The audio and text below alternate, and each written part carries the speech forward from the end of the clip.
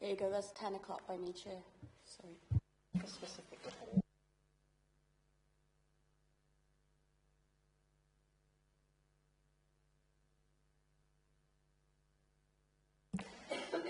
Good morning and welcome.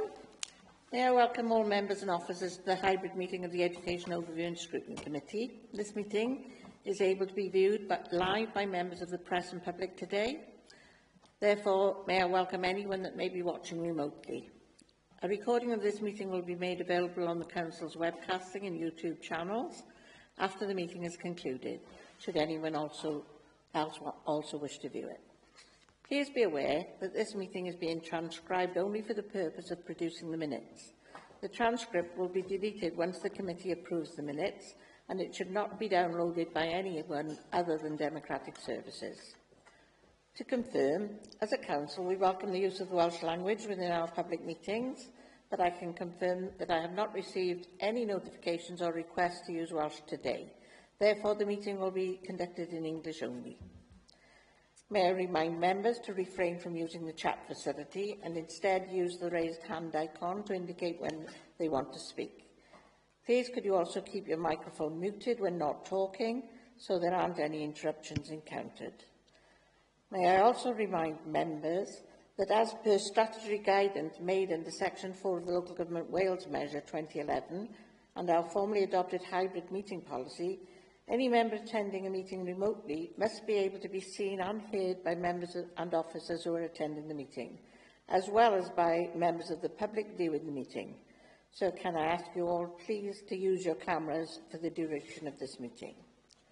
Moving on to the agenda, could Jade, our Democratic Services Officer, confirm if we have received any apologies, please? Thanks, Chair. We've received apologies from Councillor Simons and Mrs Haller this morning. Thank you. Any further apologies? I don't think so.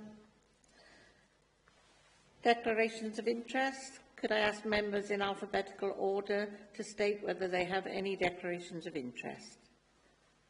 I think Councillor Best is on at the moment. Councillor Cowles. Thank you, Chair. Yeah, Governor at Glenavon Heritage School, Governor at Aberystwyth Comprehensive School and a brother at Aberystwyth Comprehensive School. Thank you. John Cunningham.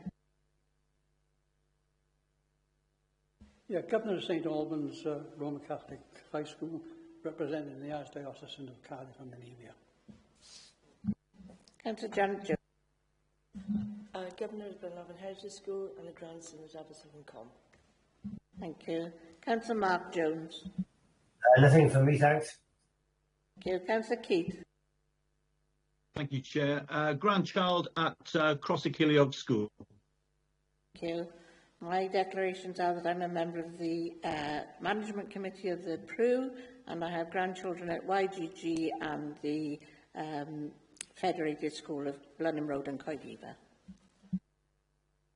Councillor Simons not on. Councillor Thomas. I'm Governor at Nant Callion School and I have a grandson at Cwmbran High School. Thank you. Councillor Watkins. Governor at Alleys of the Angels Roman Catholic Primary School and Cwmbran High School. Thank you all. That takes us to agenda item 3, the minutes of the meeting held on the 26th of March 2026. Just to remind members, these minutes relate to the report we received on learner progression and cluster working. Members, do you approve these minutes as an accurate record? Thank you. They're approved. And agenda item 4 is the action sheet. Can I hand over to Geraint for a quick update? Thank you, Geraint. Thank you, Chair. Right, just a quick update then. The second item on there is the latest Commission thematic review to be shared with members. That's been sent around to you all this morning, so that can come off the action sheet. And then the third item on there is we had a discussion, a few of us informally before the meeting. Basically, it's from a year ago, so it's no longer timely as such, and it's information that's only held on a Gwent-wide sort of database. So it doesn't look like it's information that we're going to. It's been chased several times, and it's not information that's going to be got any time soon from the health. So. I don't know, obviously out to the whole committee, but a few members who we were discussing at the start were happy for it to be removed from the action sheet on that basis. Is everybody happy to do the same? Yeah, that's fine. Thank you. Yep. Okay. Thank you. So we'll just have a confirmation that we are happy with the action sheet and the actions that we've just described. Okay? Thank you.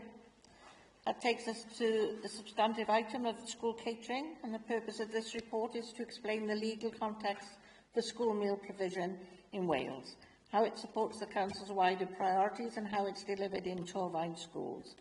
Before we commence the discussions, I would like to welcome the executive member and officers to the meeting, and could we quickly go around the table and teams for everyone to introduce themselves, please. My name is Councillor Rose Seaborn. I'm the chair of this committee. Do you want to go that way, Geraint? I didn't turn my mic off. I'm Geraint Thomas. I'm the Scrutiny Officer. Thomas, I'm at Councillor for Tullochs and Hencliffe. Jane Watkins, I'm a councillor in Fairwater. John Jones, Councillor for Glenavon. John Cunningham, Governor of St Albans. Richard Clark, Executive Member for Children, Families and Education, also School Governor at St David's Roman Catholic Primary. Tracy James, Torfaen Schools Catering and Cleaning Manager. Good morning, Andrew Powell's Director of Education. Good morning, Louise Gillum, School Catering, Dietitian, Torfaen School Meals. John Tussingham, Head of Resources and Planning, Torfaen Education. Thank you. Councillor Keats. Councillor Stewart Keats, Councillor for Trevethin and Pennygarn. Councillor Mark Jones. Hi, Councillor Mark Jones, Councillor for Pontypool Vale. Thank you. And Councillor Liam Coles. Councillor Liam Cowles, Councillor for Glenavon. Thank you all. That concludes the introductions. On behalf of the committee, may I thank the head teacher and staff at Cwmbran High for our very informative recent visit, which has proved really useful in preparing for today's meeting. We had a lovely buffet laid out for us for breakfast, but unfortunately we turned it down and took it home for lunch. Members have all read the report, so we'll head straight into the questions unless anyone would like to make any introductory comments or remarks. No? Over to the questions then.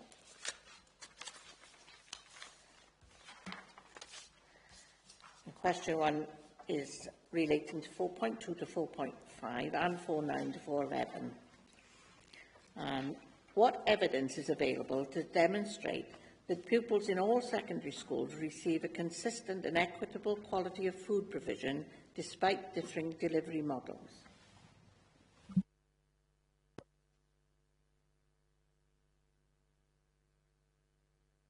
Currently, we have six secondary schools, two of which are operated by ourselves as a caterer within the authority. One is independently run by the school itself, and the remaining schools all are with external contractors. With regards to monitoring, the school governors should be reporting annually in their published report to ensure that the school has compliancy with all legislation surrounding school meals.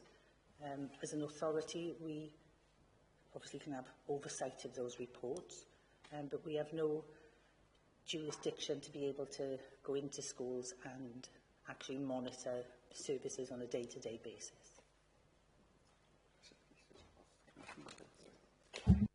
Yeah, this is something we've been talking about for a little while, actually, as an area that there's a bit of grey for us. And where it's a council contracted school meals provision, we've got much stronger oversight. So Tracy's actually been speaking with Welsh Government about the policy around this and the expectation on local authorities. And it is a bit of a grey area. So we think there's potentially a role for audit here in supporting us to quality assure where schools have gone outside of the local authority contract. Ultimately, it is down to governing bodies, and it is part of the inspection framework. Eston will check that the school has an appropriate policy in place, and that governors have got the most recent and appropriate policy in place, and that it's being enacted. We want to make sure that we're supporting schools to do that. So we feel audit, perhaps dip samplings are a way around it, but it's in an area for development. I think that's come up in a couple of our questions, so rather than we'll wait for the question, unless you've got anything else to add. Just on the topic of how we help governors in that process, so I can either do that now or to a later question. So just adding to what Tracy and Andrew have said, audit potentially have got a role, but we think we've got a role that we need to undertake in the next few months to help governors understand what exactly it is that they should be looking at, to make sure that they understand, and in many cases they might. It might be helpful to have some prompts, and we're talking about whether or not we can provide almost sort of an MOT type checklist for school governing bodies. We do this in other areas. We do it with health and safety. We do it with safeguarding, just so that people are informed about the area and know what to look for, and that should help to facilitate good quality conversations in government meetings.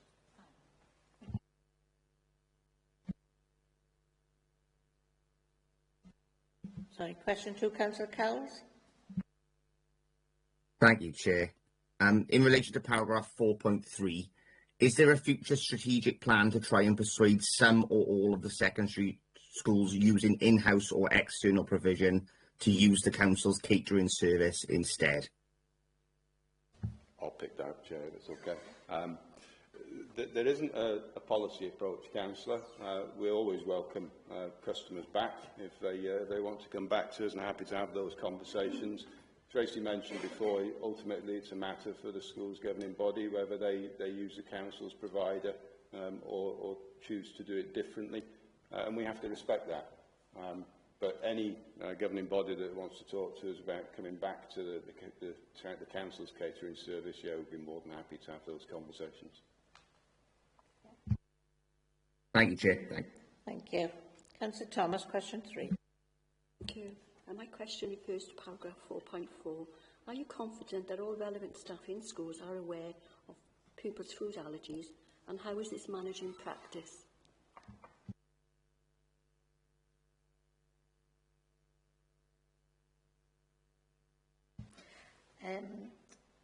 So in the primary schools and in the secondaries, we have the information on how to request a special diet online.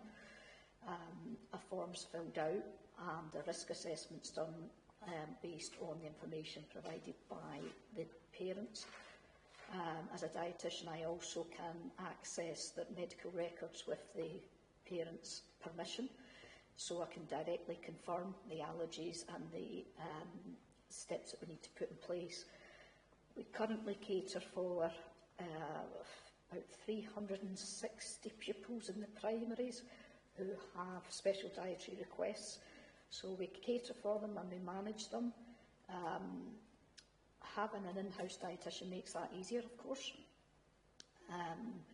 And it involves producing just short of 100 special diet menus, alternative menus to the standard menu that's published online.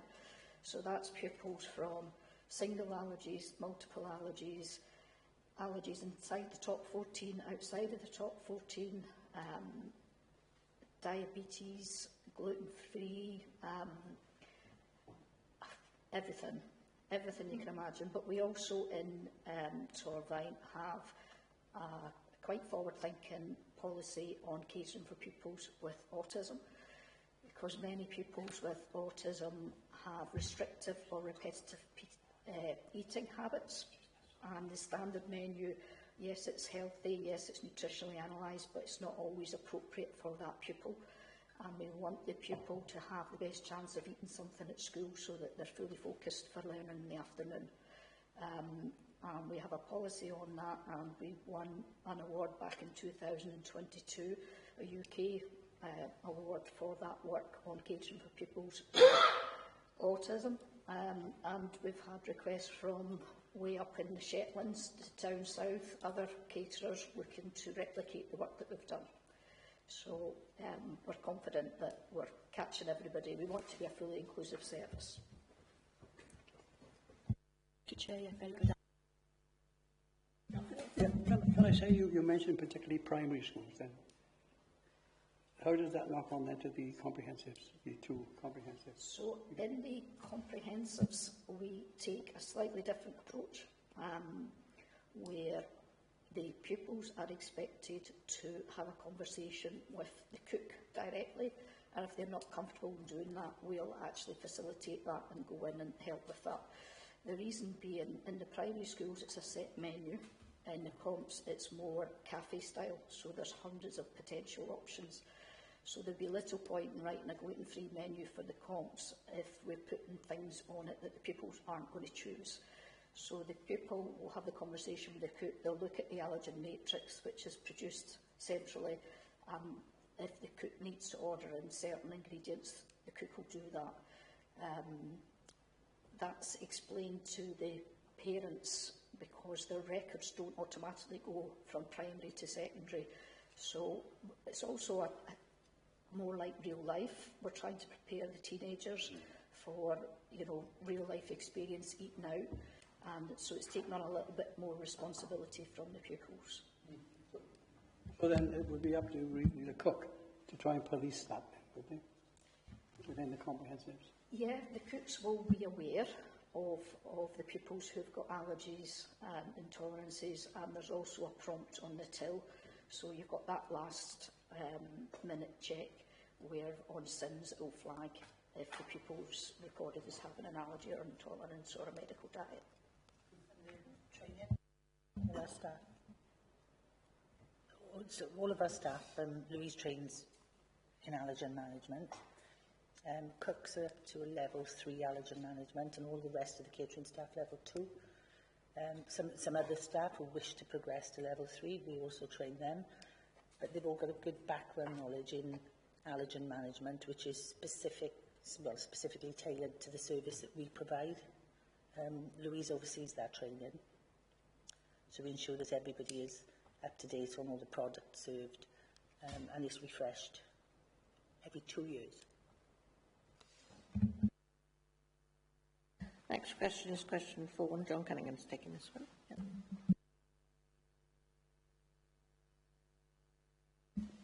John, never had this technology in my day. Could you explain the reasons behind the level of variance between local authorities for funding free school meals, and are we confident we are providing the appropriate nutritious food despite the funding level? Okay, so the variance is just down to individual local authority decision. But currently, you can see from the table, Torvine is the lowest amongst those that we've got. It is something that's been raised by head teachers that we are amongst the lowest, and they've particularly raised an issue that for secondary, particularly, does it allow a child to have enough access to food throughout the day if they want something at breakfast and then later? So it was actually something that 2 of the heads came and spoke to the corporate leadership team about earlier this year, I think in March, and we agreed that we wanted to review it, and we said that this paper was coming today. You can see there is quite a difference between local authorities. We've got Cardiff paying £3.40, and we're currently paying £3.60 for a meal. So we've agreed that we would review it, but there would be cost implications if we did increase that. I think we calculated if it was going to match Cardiff, the potential cost was, I think it's about 300,000 additional a year. But obviously that's a discussion to be had. Yeah. Coming on the back of that, in terms of the budget forum, we've raised this issue a couple of times, a school budget forum, and the process for reviewing the school budget formula that's undertaken. So the reality here is that you can increase numbers, but you have to know where the funding is going to come from. Unless there is additional funding from outside of education, what that means in practice for schools is it comes from somewhere else in the existing budget for schools, so it's moved. That, I think, is a bigger debate. On paper, it looks like we should be increasing the figure, but where would the money actually come from? And that's something that we always have to think about when we're talking about the budget formula as a whole. A change in one area affects other parts of the formula unless there is new funding coming along. Shall I bring my next question in, which relates to it, and then we can conclude? Can I ask a question on that, Mr. No, just let me just do this because it's linked, John. With rising food costs and relatively low EFSM funding rate at £2.60, how sustainable is the current model and what risks exist to quality, portion size and provider viability? And then you can come in. Right, yes, well, correct me if I'm wrong, but did you do a paper for us at the last but one? Yeah, I thought you did. So we discussed some of this before. But the issue that you made, John, is that at £2.60, if that isn't sufficient to pay, then it's got to come out of the school budget to prop it up then. Is that's what you suggested? Unless there's additional money from and that's somewhere what's else. happening now, I think, isn't it, with some schools? Yeah, but the real point is that you could look at different parts of the funding formula in isolation, but what that does is it just sets you up to fail because that money has to come from somewhere.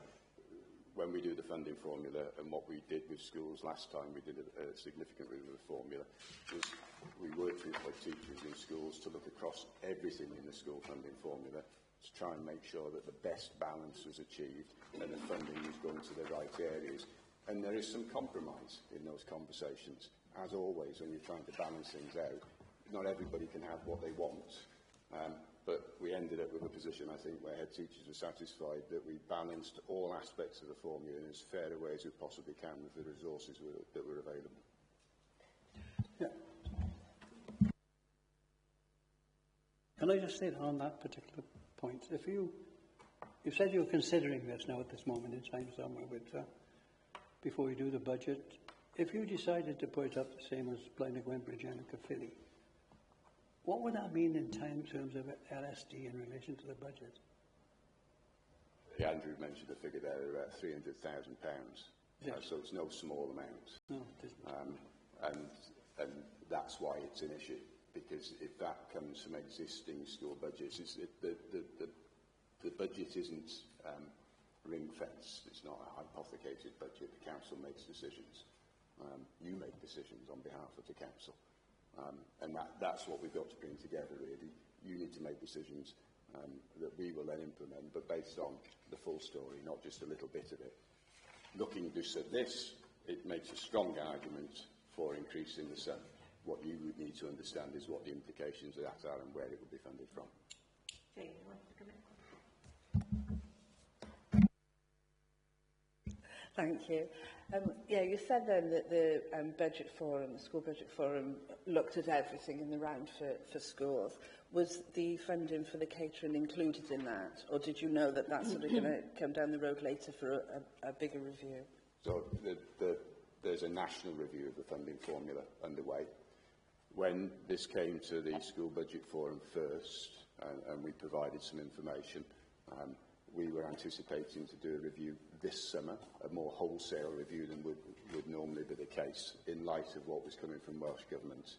I don't think we've yet had Welsh Governments working on the formula, but as soon as that's available, we will need to look at many aspects of the formula because of the changing requirements in Wales with school budgets generally and budgets more widely. So the honest answer is we've had it as an issue probably now, I would say, for the best part of 10 months or so, but until we get to the point of doing that wholesale review of the budget formula, we can't look at it in isolation.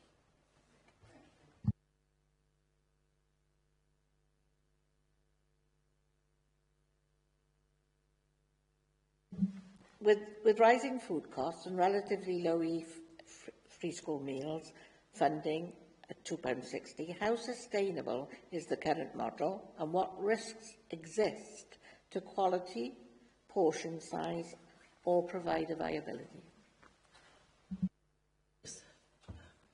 Almost in a way, fluctuation of prices is something we deal with as a business as usual, really, within the catering world.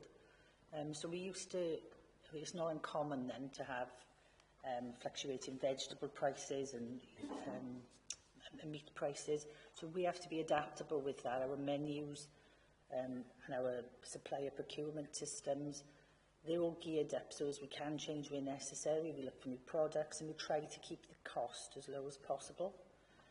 Obviously, we're not for profit, so whatever if there is any excess funds, which there's not very often, we try to break even, because whatever money we've got, we put back into the food that we give our children. So being non-for-profit, not-for-profit, does help us, and we've not got sort of profit margins to reach. So it's either the money within school meals is spent on the staff, the equipment, or the food. So the food is a constantly changing arena, I suppose, particularly with things like the current situation in the world. But you know, we got through COVID, we came out of COVID, we speak to our suppliers, we change our menus, we're constantly looking at our staffing. So that cost is kept as minimal as possible for our customers. Obviously, our secondary schools, primary schools is a different arena again. So it's a constantly moving area, I suppose, that we are always, week to week, day to day, on top of and trying to adjust so as we don't impact things like portion size, quality. Sometimes you may have to tweak a recipe or something, you know, but we try to do that in consultation with the students, through school council meetings, student forums, just to check that what we are giving them is what they want. But we also have a responsibility to make sure that it is nutritional and of a good quality. Just to come in on the back of that, if you think about your own household bills, families out there in their household bills, we're exactly the same. We're not immune to price increases. Yeah. Costs are going up. And although Tracy and the team do an absolutely fantastic job of balancing things out, and you know, fair play to the private providers as well, they will be trying to do the same because they're trying to keep their customers. There is a point at which the system would break. We're not there now. It's being managed well, but it's something we have to keep under constant review. And if the costs continue to go up, I mean, the current issues with oil prices and the oil prices affecting delivery costs and such like processing costs, you know, if that carries on for a long time, we could well be in a position where financially it just gets to a point where we cannot cope with the level of funding that's there at the moment. But that would be a national issue. It wouldn't just be a local one. One of my questions actually, what are we doing about a contingency fund for the very situation you mentioned about food prices?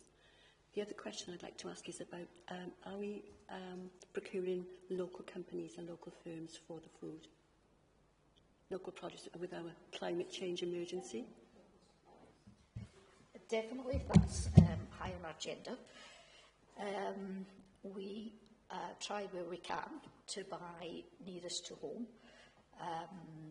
We are meat and our poultry where we can get it is UK red tractor.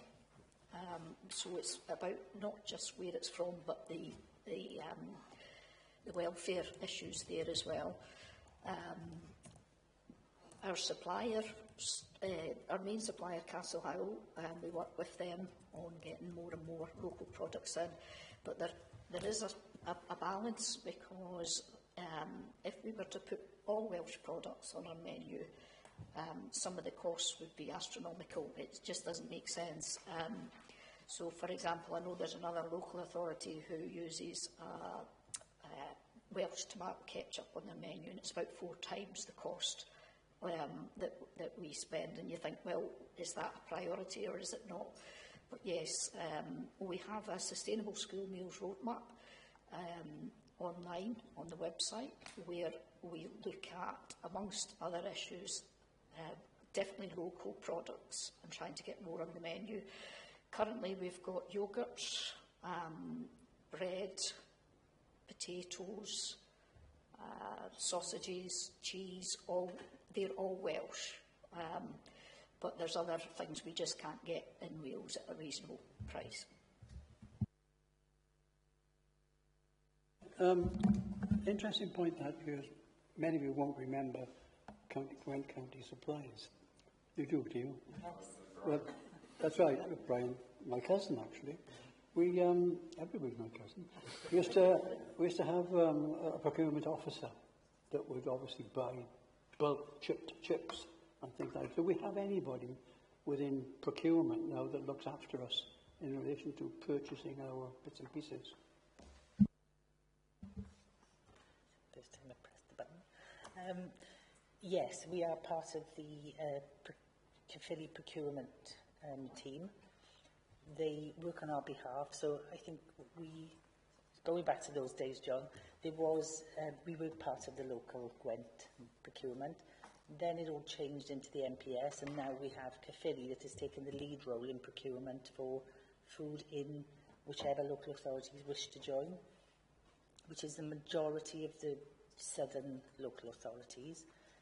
So, yeah, they are the body then that we all works for us. And so we have regular meetings, there's regular updates on the food produce, journal prices.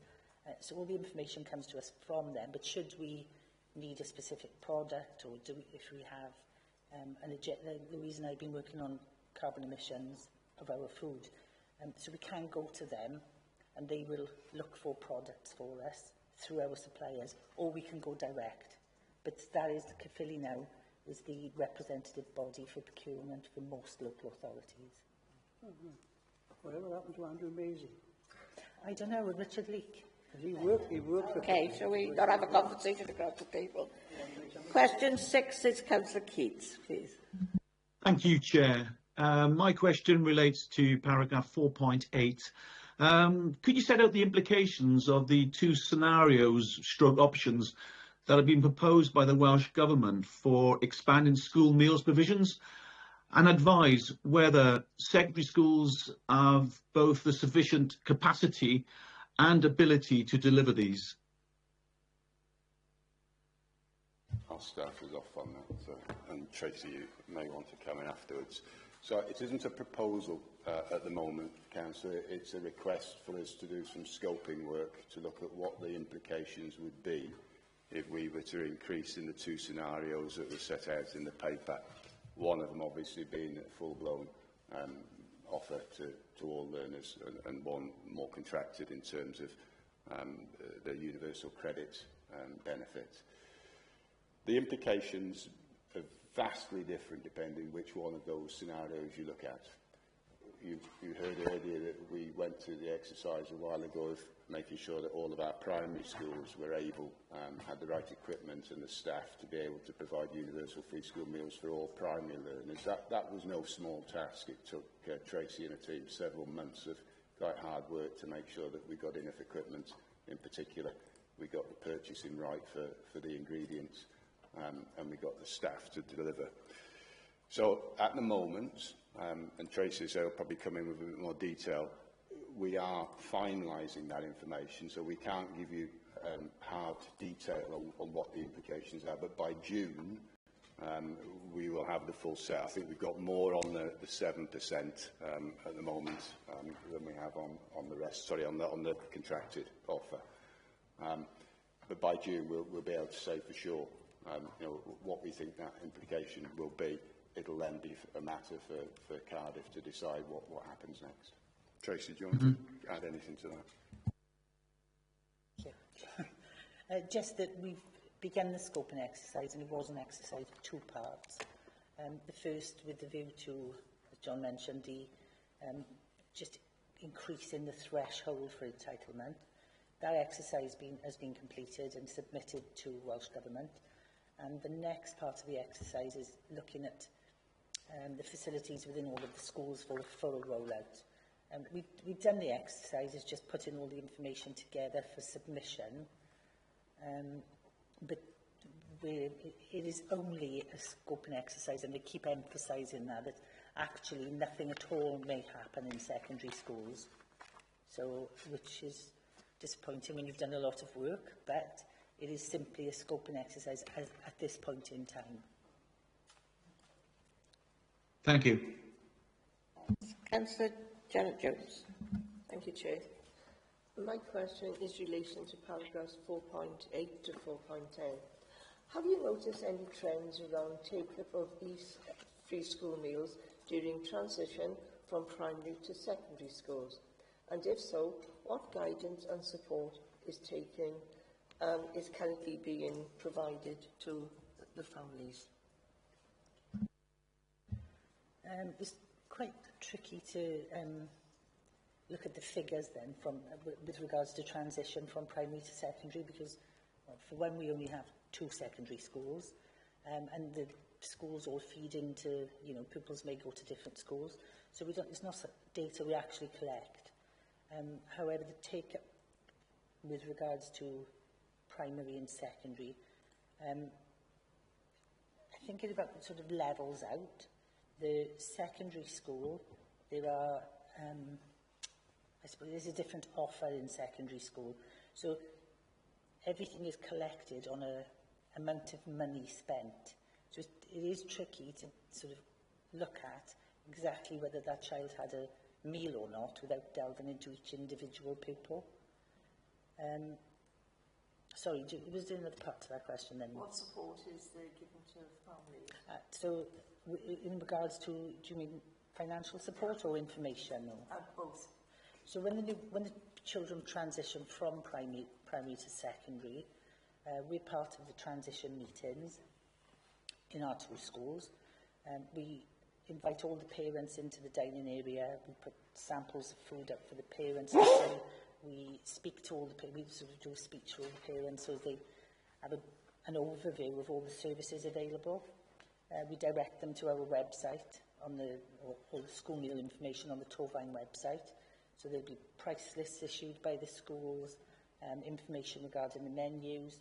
So we give them as much information as possible, and the team, the catering team, as many of us as can be there on those evenings as possible are, along with the on-site team, the catering team, and we're available to speak to all the parents, answer any queries. Special diets often comes up. So those evenings are really important to us to be invited along by the schools. One, to reassure the parents that we are looking after their children, but 2, to ensure that everybody understands what is available to them. Is there something more that the primary schools? Sorry. Is there anything else? Is there a gap in the support from the primary schools, you know, for the transition period? They are taken by their individual primary schools for the transition day, and on that day they access their free school meal primary school allocation within the secondary school. So we try not to offer the full menu that day, but streamlining it a little bit so they're still sort of having a more streamlined offer like they would in primary school. But there is a little bit of choice there as well. I'll just add to that, the Council's Revenue and Benefits team also does a lot of work to actually target families to try and make sure that they're getting the benefits that they're entitled to, one of which is free school meals. Now, it's not always something the parents want to take up, but they certainly do contact them, make them aware that it's a benefit that they're entitled to, and ask them, you know, would they like to make a claim. So just in terms of that solid number of whether or not people are claiming it, it's not just the education team that works on that. There's a lot of work, and I think Tracy's underselling what the team does around transition with schools. I know that the primary schools in particular really value the team's, you know, work alongside them with the secondary schools to try and make sure that when learners arrive in secondary school, what is a completely different type of provision is understood, and they're trying to make them easy with it. John, because I know there are some in the school, and trying to make as many parents aware. I just wondered, is there something that they should put in the school policy, you know, to take advantage of what's on offer? I think schools are pretty good at directing parents, generally, trying to help where they can. It's something that there is an advantage to the school of making sure that children get the benefits that they're entitled to. So it's for their benefit as well.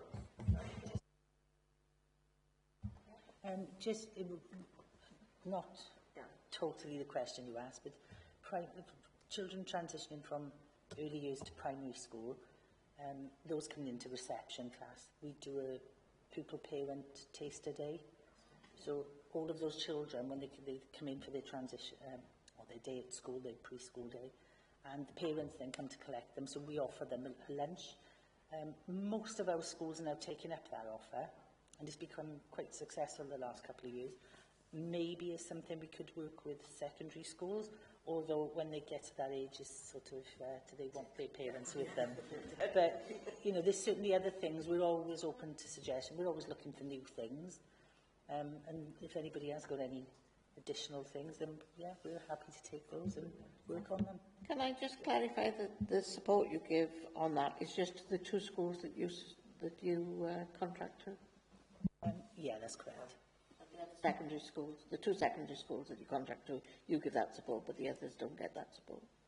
I'm sure they have some form of support from their contractors. They would have to come up with their own requests for the contractor to come in and do something for them. The next question is question 8, and it's John Cunningham. Yeah,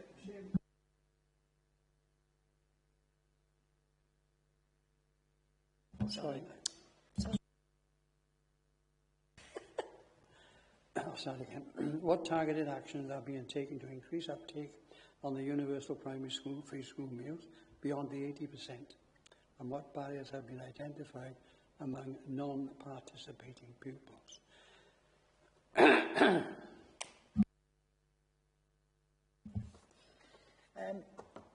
The universal free school meal offer has been in place for about 3 years now, and we worked with a company called Nesta to try and look at switching it round rather than asking people to sign up for a universal free school meal, asking them to opt out, so on the assumption that the whole school is going to eat, but if you don't want your child to eat, please sign to say so. Didn't actually work that well. We did it with a few target schools as a pilot project. There was a lot of work done with parents coming in, and Nesta worked with us, Louise, and they to hold like workshops with parents to try and understand what were the barriers for them not wanting their child to eat at school. And there's, as you can imagine, there's a whole host of reasons in there. I think some of the reasons were down to unsure of what the offer actually was in school, which is why we implemented the new pupil taster days, and reassurance that their child actually was eating the food that they were provided with. So I think the people who opt out of school meals tend to be either the children are actually very fussy eaters, or the parents can sometimes be unsure as to what their child is actually eating in school, therefore they prefer to give some form of packed lunch. They see the remains of the packed lunch coming home and they can gauge for themselves what the children have eaten. But we work on, as I said, the taster days. That's quite a big promotion for us with parents. It's getting through to the parents quite often, more than the pupils. We've done little workshops in schools. We do new product testing, different new samples of foods within schools. We've done parent-pupil cookery classes in schools. We're trying to develop that a little bit further. But it's getting our first-hand knowledge of why the pupils won't eat. And actually 80%, I think you'll find, is a very good uptake. Last I heard, we were about third in Wales for uptake of free school meals. And so that's, you know, we're doing quite well. There is always scope for more children to eat with us. And there is always, obviously, children that will simply not want to eat a school meal. Thank you. Jane, I think question 9 has been answered. I don't know whether you've got anything to add to that. No, I would like to ask. Yeah. Thank you. Yes, you have touched on this, but moving on to 4.14, it says there, the in-house dietitian ensures inclusive provision through medical menu adaptations and appropriate adjustments for neurodiverse learners. So what is the policy around this, and can you give us some examples of the type of adjustments that are made for those learners? So I'm happy to provide you with a copy of the policy, but generally speaking, we, first of all, were looking for a diagnosis of autism, although strictly speaking, the pupils don't have to have that. You know, they have to have a disability which impacts on their eating habits. So we will look at other factors, not just the diagnosis. And what we do with those is we work with the parents, and we start with the standard school menu, and we ask the parents to list any foods on that the pupil may eat. Now, we've got to remember that sometimes they'll eat things in school they won't eat at home, and the opposite way around, so it's not an exact science. And that gives me an idea of how varied their diet is, and it might simply be a case of repeating some of those foods that are already on the menu. It may be a case that the pupil just needs the food separated, so anything that's wet, like gravy, baked beans, is served in a separate dish.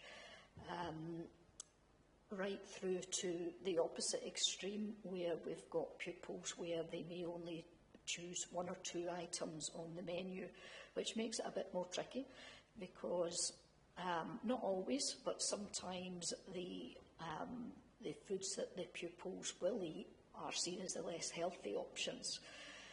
So we have the regulations, but of course we've got the equalities legislation, which states that these pupils are entitled to reasonable adjustments.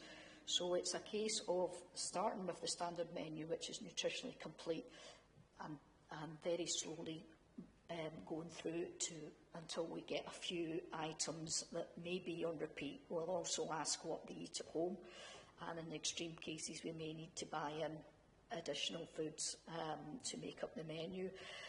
What you've got to remember is it's not an alternative menu. The pupils are still entitled to choose anything from the standard menu that day.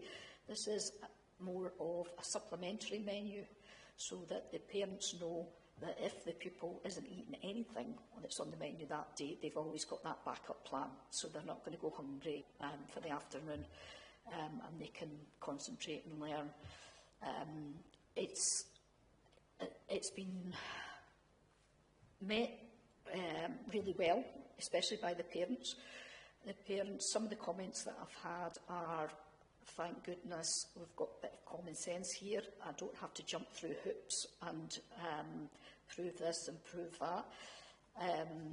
And some of the parents, you know, are relieved, because it's not a case that the pupil with severe or autism will just go without the food that day. There's also the concern that if they lash out at the counter because there's nothing appropriate for them to eat, they can end up being out of school and missing periods of their education. So the parents are more comfortable that they know that there's something there that they will eat if they won't eat from the standard menu.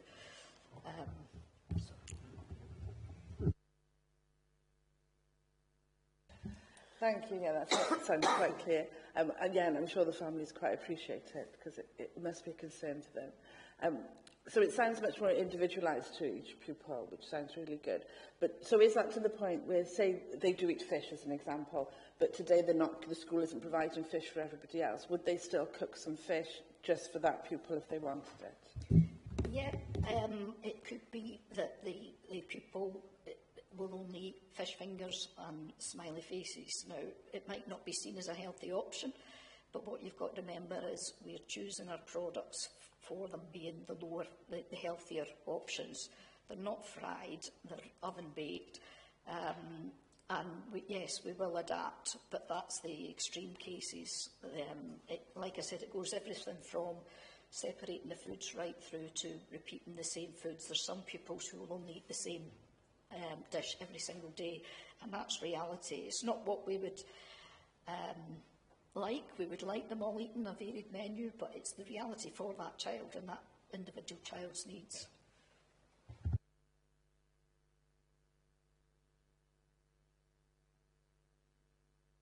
Thank you. Yeah, moving on to 4.19. In relation to the new regulations that are being brought into effect from October 26, are you confident that all the cooks and the catering staff will embrace the changes that are coming? Yes. The answer to your question. We are, don't want to sound like I'm showing off, but we are quite forward-thinking as an authority. We're one of the few authorities with a registered dietitian and have been for 17, 18 years. But with regards to the change in the regulation, it isn't actually a huge change. There's some tweaking in the menu. All our cooks will be trained. Catering staff will also be given the information as to the balancing of the meals. But the changes are not actually huge changes.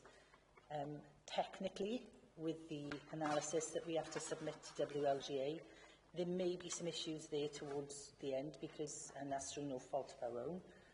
We've got our ducks in a row in Torfaen, should I say, but we have to wait on other organisations to, for them to be able to analyse our menus. So that process, part of the process, isn't quite there yet. But with regards to training our staff, there will be some communication going up to schools. I think the biggest changes are to the breakfast club. We'll no longer be able to serve orange juice or fruit juice.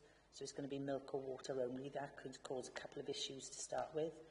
There's a lot more whole grain expected into the menu, although that can be implemented over the coming years. We've got a certain amount that has to be on the menu. That's not to everybody's taste, but we're taking baby steps and we're sort of weaving our way in there. Beans and pulses, they're expecting more of those sorts of things on the menu, which all of this has been part of the consultation, which we fed into. The beans and pulses, I think, are going to be a tricky one to get primary school children to take more of those, other than a baked bean. But we'll work on some new recipes, we'll do some trialling and testing. But as a department, we are organised as much as we can be.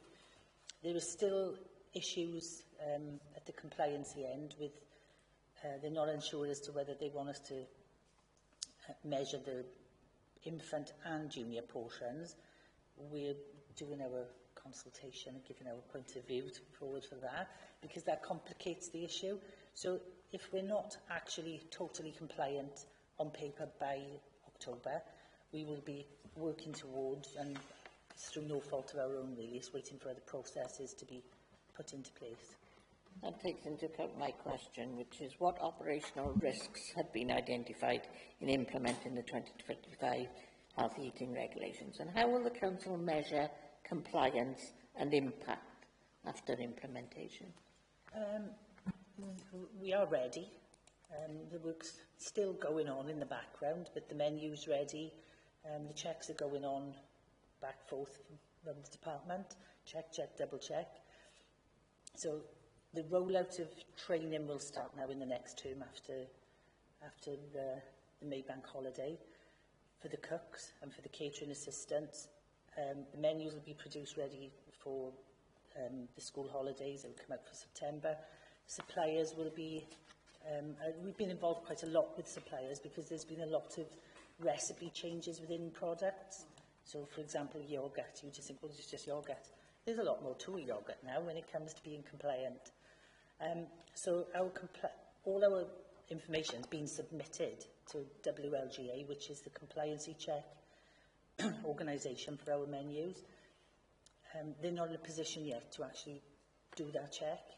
So it'll be a little bit of to-ing and fro-ing with them to try and make some tweaks. But once our menu has been produced, there's a lot of work goes behind that, such as the website, the ordering of the food, the training the cooks to do any new recipes. So to make any changes in September will be nigh on impossible, just to be compliant with maybe a small minutiae of a detail in October. So we could be classed at that point as working towards, although it would be something that any ordinary being would be, you know, negligible. Just coming on, the biggest risk is one that Tracy's already pointed to, that actually the young people don't like the changes. In the same way that if you change food that you put in front of an adult, they might not like the changes either. And that's something that is difficult to gauge in advance, and something that the team will just have to assess and continue to work with. say some of the food items that are changing, the pulses, I think you're right, is probably the biggest one, isn't it? You know, I talk from my own experience, I was never that keen on pulses as a child, and I'm not that keen as an adult, so... Okay. I think one of the other operational risks is that we need to be clear in explaining that the portion sizes for some things will change, and that's not down to us, it's down to the regulations. So, for example, your processed meat products, your burgers, your sausage, your goujons, they're now limited to 55 grams. So the portion size may shrink.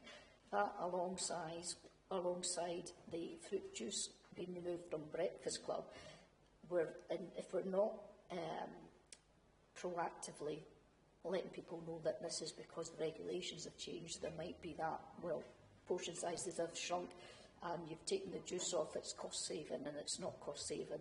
We have to explain that now we're offering larger portions and more portions of fruit and veg, which is actually more expensive than the things that we've taken out. So we've got to be quite clear that this isn't our decisions, this has come from the regs. Yeah.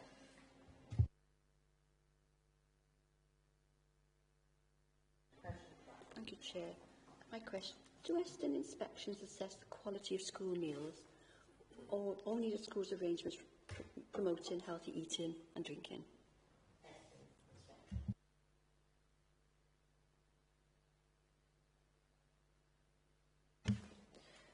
Currently, there's no obligation on Eston to inspect quality.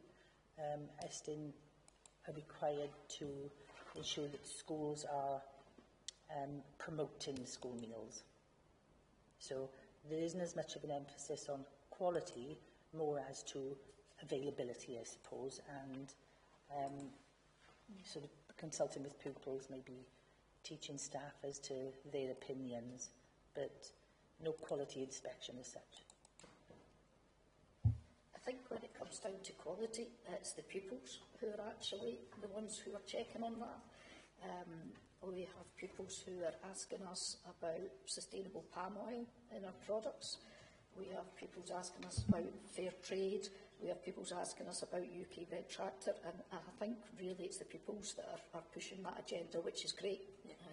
It's always easier to go to the boss and say the pupils want this rather than I want this, you know.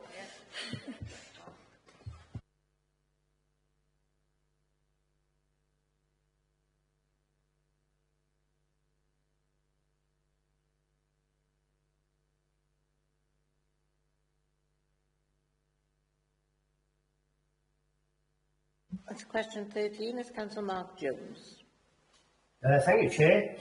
This regarding 4.20 and how frequently does the LE monitor each school's compliance with the relevant legislation and food quality, please?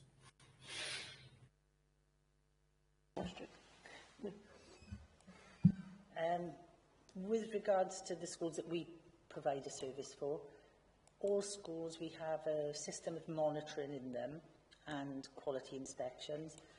There's an internal inspection of quality of foods and systems surrounding the service annually. There's an environmental health visit annually.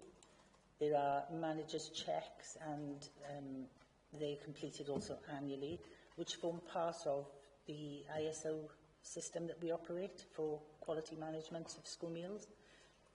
That is audited then externally once per year, at which point the external auditor will probably pick a selection of schools, no more than a handful, and he will come in, or she, and do a spot check on those schools with regards to, are we saying what we should, or are we doing what we say we should be doing with regards to our workplace manuals? And also, is the quality of the food and the quantity of the food correct? So they will come in and ask for a plate, or possibly send somebody up to the counter for them, and then they will measure those portions to ensure the portions are correct. They will look at the menu to say, yes, this is the correct food that should be on offer today. So that external check is done annually, but the internal processes every school have at least an annual visit, and should there be any cause for concern or should there be reports from the school that they're not happy with their service, then additional checks will be made in those schools by both the internal quality audit team that we have within catering and the catering managers. It's worth adding then that those schools who have chosen a different provider or a different way to provide, they will have their own processes for quality checking. And we're not privy to those processes, but they will also have systems in place, I'm sure. But is our legal responsibility to monitor? A governing body's responsibility to make sure that the provision is what it should be. So as part of that monitoring that we talked about earlier and part of the audit approach, what we would be expecting to see is something equivalent, I think, to the ISO type standard, which the Council's catering service has. That would seem to me to be a reasonable benchmark for any provider providing on a public funded scheme. Can I just add to that, sorry? The ISO system is a very good system and quite detailed.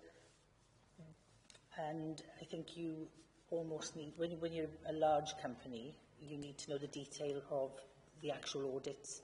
So, it would make recommendations to any governors to ask for the detail in the ISO visit, as opposed to just seeing the system. Okay, thank you. Councillor Cowles? Thank you, Chair. This was touched upon earlier, but I'll ask it just in case you want to add anything to it. But are you confident in the ability of school governing bodies in ensuring that the external or in-house provisions for school meals meet the requirements set out within the relevant regulations for quality and nutritional compliance? I think, as you say, we've touched on that earlier, and just to summarise, there's more that we could do and more that we are planning to do. Question 15, Councillor Thomas. Have all schools received inspections from the environmental health officers, and have there been any adjustments needed?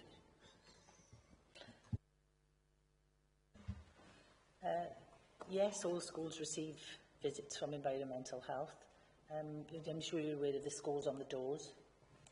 Yes, so currently all of our schools have a 5 score, which is very good. That's not to say there haven't been any recommendations made, but nothing that is really untoward or concerning. That would be the same for every food operating business. They would receive a visit on a cycle, so maybe 12 months, it could be 18 months of the business and the HO. All the equipment they need to comply with the environmental health regulations? Yes, it's not always a case of having equipment.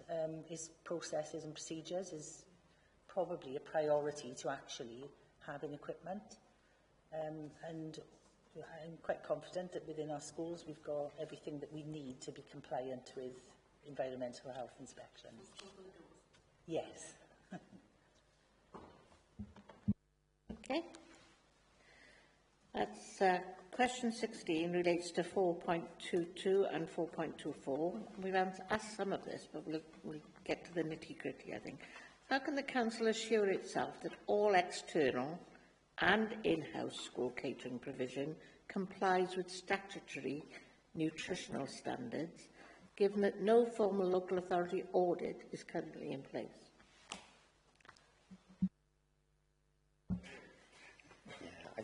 I think we've touched on this, isn't it? In terms of the council provision, we are absolutely confident what's offered.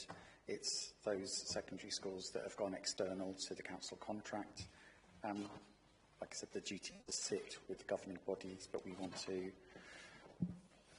increase the support and the monitoring of those that have gone outside the contract. But it is a challenging area because we don't manage the contract, and it was that decision of governors to go externally. So it's a support. We need to check it's in place. But ultimately, the liability does sit with the governing body.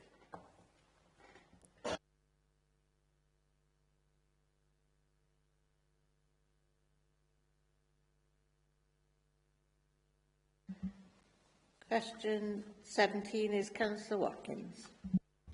Thank you, Chair. Moving on to paragraph 4.22. Are you aware if any of the other local authorities audit their schools that are in-house or external provision? And if so, have you explored any examples of best practice? I am aware that one neighbouring authority does inspections within outsourced schools. There's another that is currently working towards, should I say, although because it's not a legal requirement, it is about working together, so education departments working with the schools for the common good. It's not something that we could insist on, but in those particular authorities, yes, they've used an approach to work with the schools. Obviously, there's a cost within that as well, because somebody has to do that job. But they're working together for ensuring that the safety and the compliance is there. But that's only 2 authorities in the whole of Wales. It is something that's coming more to the forefront in within WLGA and local government, Welsh Government. Yeah. Thanks. That's question 18, and it's Councillor Janet Jones. Thanks, Chair. I think part of this question has already been answered, but it's members welcome the consultation and collaboration taking place with stakeholders. But are you committed to further improvements in this area, such as attending school council meetings at all of the primary schools and exploring ways to increase pupils' understanding on healthy eating and the regulations surrounding this? Yes. We already attend school council meetings in approximately half of the schools. It is, I suppose, communication sometimes and the busyness of schools. They struggle to fit us within every school. That's not for the lack of trying. So Louise and I have also attended the Healthy Schools Officers Conference last year, where the Healthy Schools officers attended. So we tried to do a little bit of networking there to further make inroads. But it tends to be the usual regulars that want to engage, that we get access to those schools and can speak with the pupils, do some testing with them, take their point of view. And others are not quite as engaging, but we are working on that situation. Is it something the governing body should take on board to, with the various schools to invite you to come into schools? Yes, we're always open to be invited into school. We don't like to push ourselves on people, but we're always open to invitation. And with the new regulations coming in, we are hoping, with some assistance from my colleagues, that we can get into more of the governors' meetings just to do a brief overview of the regulations as are coming in October. Okay. A TAS meeting with best practice on the moths, and that seems like an opportunity that we can get the word over. If you go to the Torfaen Association of School Governments, where there's reps from all schools, actually pick out your best practice. So if you've got a school that's doing it really, really well, perhaps they can present it to the Torfaen. And both our secondary schools are, and I'd like to point out, they are engaging quite well now. Yeah. Fine. Janet, do you want to take the next one? Yes, sorry. This was raised by Councillor in council meeting with by Vicky Horner, and it reflects on 4.26. What actions were taken as a result of the contributions provided by Torfaen Youth Forum in March 2025, and did they receive any feedback from the local authority? Also, are you aware if the forum is reflective of pupils in terms of the free school meals, neurodiversity, allergies, etc.? If I cover the last bit first, in terms of how representative that forum is, I think there's a lot of work done to try and make it as representative as possible, but it's one viewpoint, or a viewpoint from a relatively small number of individuals, so it's only part of the picture. They're great. They will tell you exactly what they think. And some of the conversations that were had and Tracy will speak with more authority in this than I ever could. They are the ones who have raised some issues about when changes happen to providers and the extent to which they're consulted. Their views, as Louise has touched upon, on the sustainability side of things, are things that quite often come through from not just the formal forum, but from young people generally. So it's about having your ears open to lots of different conversations rather than one. But I don't know if you want to touch on the specific feedback that came back in March 25 and whether or not there was any follow-up from that. Yeah, within the schools in which we operate, we made adjustments where possible. The schools where we don't operate, obviously, there's not a lot we could do, but feedback was given at the meeting. There was quite a good dialogue that went on, wasn't there, with the pupils? We were there probably about an hour, but we gave as much feedback on the day as we possibly could. And Phil, who runs the youth forum, he is arranging another meeting for us to catch up with those pupils again. It is quite difficult for us to go into the other schools because we don't operate the services there, so all that could be done from that meeting was write up the, I suppose, topics that were brought up, explain what could be explained on the day, and then Phil, the organiser of the youth forum, to take it forward with their individual schools. Like I said, there is another meeting planned for later on this year with a catch-up with the youth forum. I think Victoria was particularly interested in what feedback, after you've listened from the pupils, that you've given back to the pupils after they've expressed their views to you. How do you feed back to them that this has been done, this wasn't possible to be done, etc.? Mostly for the schools that we operate in, it was all clarified on the day. There were other issues that the pupils brought up, and we tried our best to sort of empower them to use their voice within their own school. So their own school council meetings, they needed to be more clear from, I suppose, the conversations that we had in how they express those views within their schools. I suppose we touched on issues like procurement. So from the very start, if you choose to go with another provider, on what basis? Those children, they were very bright actually, and some of them are going to be good business people in the future. But what basis are we going out to contractors for? And it's for those children to ask those questions, engage with their schools, and have their say as to actually which provider are we going to receive. They should be part of the whole process. So we tried to explain the process a little to enable them to go back to their schools and ask those questions and have more influence over who their provider is.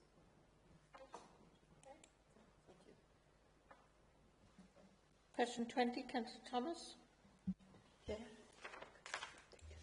Do the regulations around healthy eating extend to breakfast clubs? And could you explain what food and drink is offered to pupils for breakfast? So currently at Breakfast Club, it's plain uncoated cereal, so not sugar coated or chocolate coated,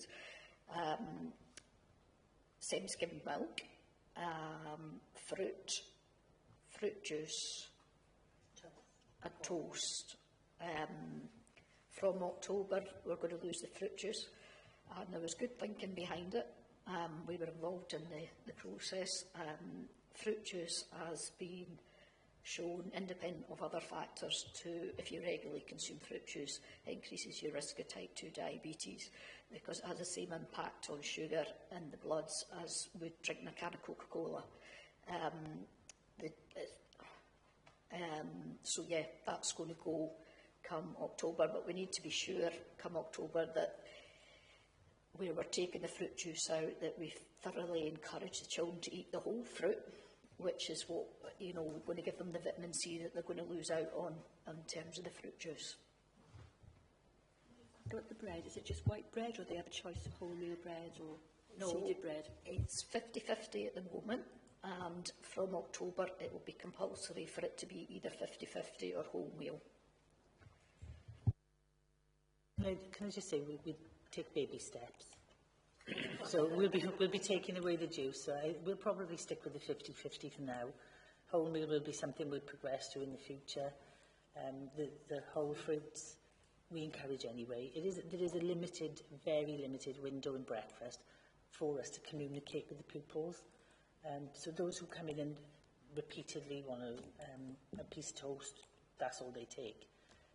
For us to spend time encouraging them is quite difficult, so that is something we work with schools, and schools are very active, primary schools, in promoting breakfast to the children and the parents as well when we have the meetings, to try and encourage the other people to encourage them, because we don't have much of a window to actually do that on each session. There's a fantastic advert, I love it, on television at the moment, free food from Tesco's. Are you aware of that?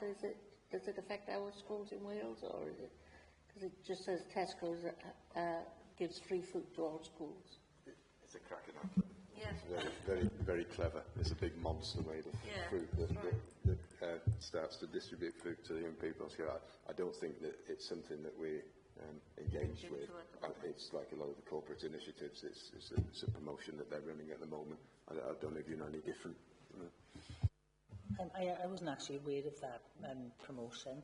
However, there is another one with Greggs, and they've been giving away bread to schools for quite a long time now. But they're sort of not sustainable to tap into. We have all of our primary schools with breakfast clubs. If we have something, we try to do it for everybody. So doing little initiatives isn't always a good... It's more tricky for us to manage.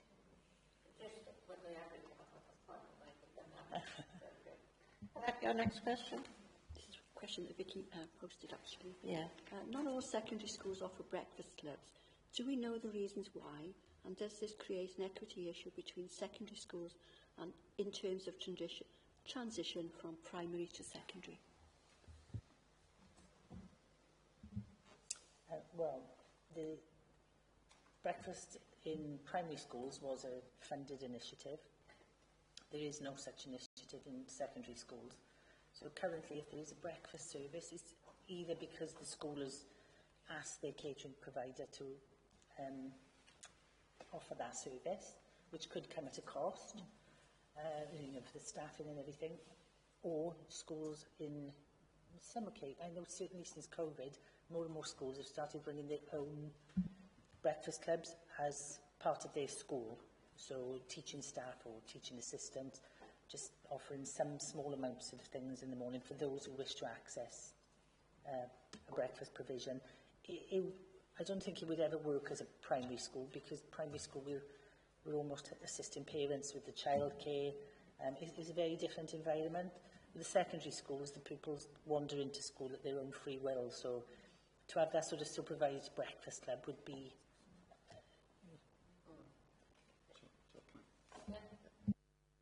Some schools use their pupil development grant funding to fund a free breakfast for learners eligible for free school meals, but that's at their discretion because it's delegated funding.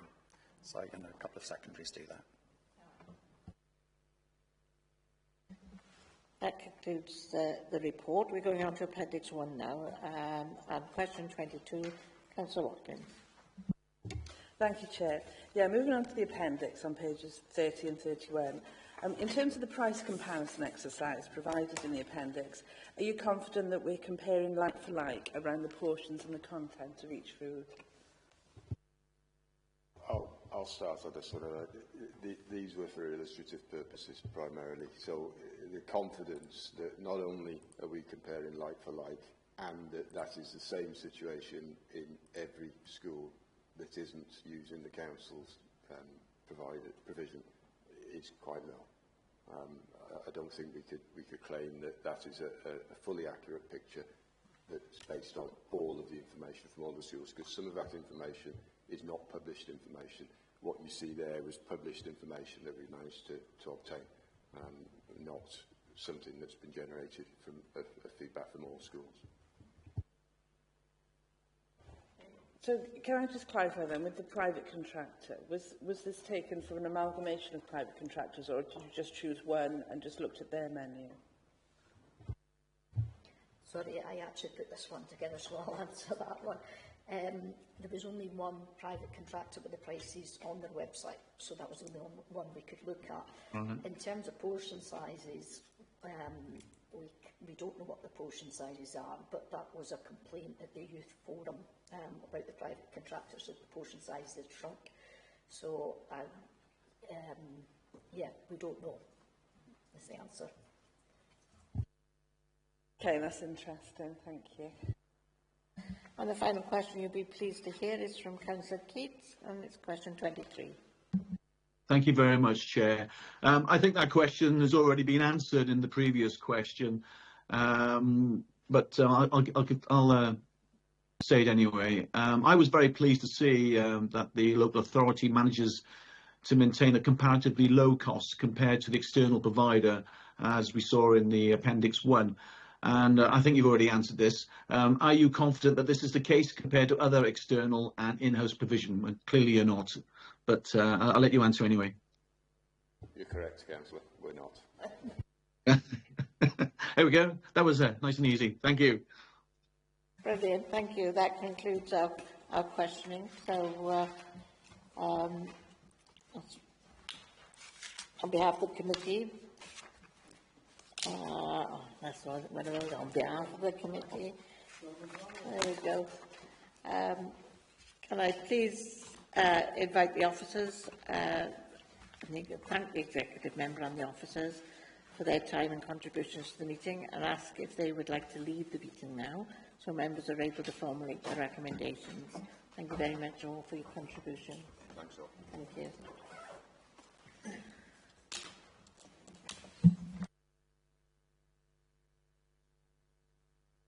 Members, while we give a little bit of time for our officers and an executive member to leave, can I remind you that the meeting is still in formal proceedings and still being webcast.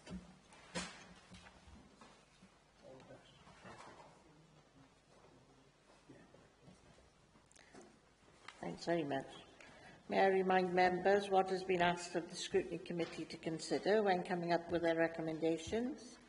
Members have been invited to assess the variety and approaches being adopted by Torfaen schools in the terms of the school catering on offer to pupils, to determine whether the actions being taken are appropriate to ensure that the school meals on offer with Torfaen are healthy and of high quality, whilst also remaining affordable, and provide recommendations to the Executive Member for Children and Families and Education on areas for improvement or development in the strategic approach to school catering. Members, do we have any specific recommendations, please? Chair, I don't know if this is a recommendation or more of an observation, but the question I asked about inviting the catering staff into the governors, into schools to speak with the governors, especially now with the new regulations. Is that a recommendation we could make, please? I would say yes. Everybody else in agreement? Janet, did you hear what Janet says about taking the recommendation of school governors? Yeah? Everybody happy with that? Yeah, I think there's probably a recommendation on the transition to share information as well. I've marked that one out. Yeah. For governors Colin? to understand the new regulations, I think John mentioned like a tick list, which I think would be really good.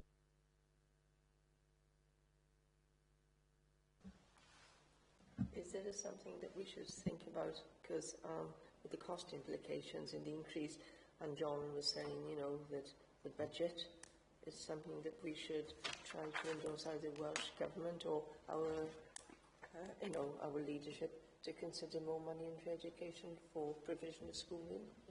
Yeah. Question 5 actually related to there was a national review this summer, so, and then to be looked at by Welsh Government. So I think the recommendation is probably to review the costings after the summer review. Are you happy with that, or anything else to add to that? Yeah, because there seems to be a lack of consistency throughout the local authorities, haven't they? And,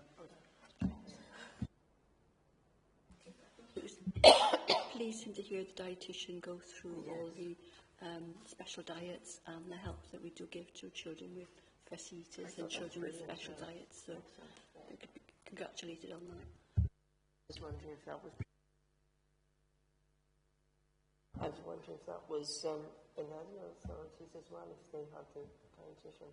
It's something we could be forward thinking. So. No, she did say that we're one of few who have a dietitian. That's good. Yeah, so that's good. And I've had it for some years, so I wondered whether there was anything... Sorry, could I just add on to what Claire was saying, just before we jump on? Louise did say that she'd provide the policy. Yes, I think we could put a reminder on there. She was going to send that through to us. We'd like to see the policy, I think, if for the dietitian offered. Yeah, that was a point I picked up. Anybody? I've got one on question 12, Colette. I don't know, no quality checks for Estin. I think we need to recommend, you know, Estin go into all our schools. We can't go into all our schools, but Estin go into all our schools at some time or other. So I think a recommendation to the executive member to recommend to Estin that the quality is checked. Is it part of their portfolio responsibilities to do that? It may not be, you see. Yeah, it says, and that was brought up at our school visit as well. They actually assess the quality of, what was it? They've got the well-being issue. What was the Cumberland High said? They didn't ask any questions. Esther were in, but didn't ask any questions. I think my understanding is that they go in, they look at into like the policies schools have in place around healthy eating and drinking. So is it a recommendation that the exec member liaise with Estin to see whether that can be extended to looking at? Yeah, I think that. There's also a recommendation on audit. I think we should have an audit of our provision. We've got the legal responsibility, which is handed to governors, but we have a responsibility to audit what's going on in our schools, I think. And we picked up the point of taking it to governors, yeah? I would just like to mention, I don't know whether we could, but just thinking of the expected massive increase in food prices, is there a contingency fund, or, you know, what are we going to, how is the department going to cope with that? It's a question rather than a recommendation, is it? The one thing I picked out in relation to question 11 was obviously they said that there was a potential operating risk around the changes to the menus post-October, and they were talking about obviously some of the portion sizes are going to change, and it's not down to saving money or anything, because in fact some of the costs will go up around large amounts of fruit and veg.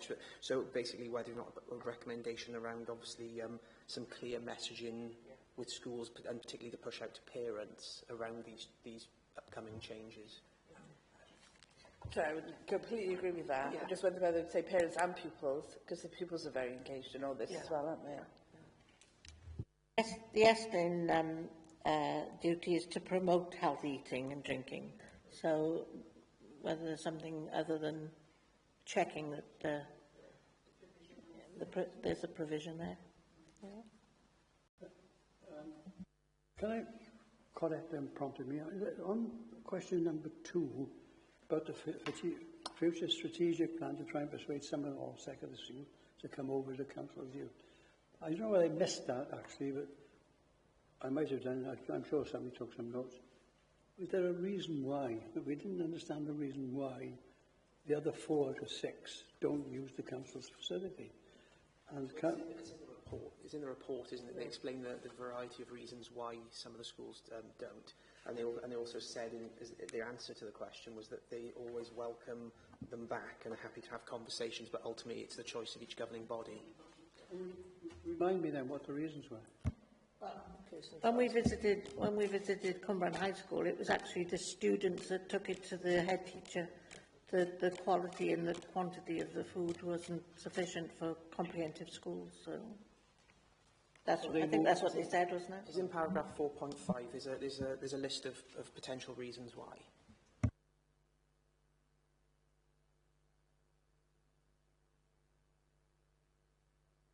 Cost efficiency and profit sharing, menu flexibility, established branding and marketing, resources for event and investment in facilities. Yeah.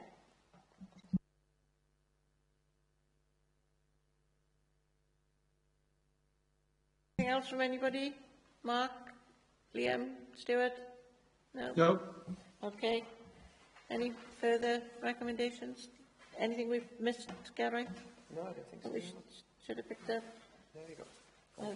There we go then. Are we all happy with those recommendations? Do you want to recap on them, or just to make sure we've got picked up on? Yeah, there's obviously Councillor Jones's comment around inviting the the catering team into the governing bodies. Work around the transition phase and sharing information on that. Help for governing bodies to understand the new regulations.